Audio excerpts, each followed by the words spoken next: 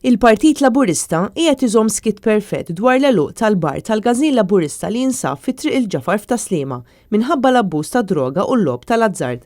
Il-Partit Laburista ddeċida li dan il-bar li jiffrekwentaw ħafna nies jingħalaq madwar 10 tiem ilu.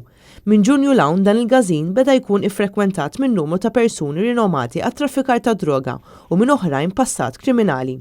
Sorsi li tkellmu mal-Gazzetta In-Nazzjon żvelaw kif oriġinarjament il-problema tal-abbuż ta' droga kienet konċentrata f'Każin ieħor fl-istess lokalità. Iżda l-kumitat ta' dik is-soċjetà kien iddiskuta din il-kwistjoni u kien iddeċida li temporanjament jagħlaq il-bar tal-istess Każin. Jidher li min kien jiffrekwenta lil dan il-Każin partikolari fittex rifuġju x'imkien ieħor biex hekk ikompli bl-operat u n-negozju tiegħu ta' traffikar ta' droga.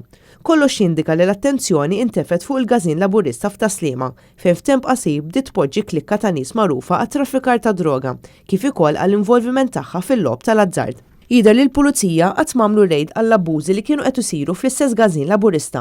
Dan minkejja li dawn l-abbużi fi ftit jiem biss bdew ikunu organizzati minn persuni passat kriminali.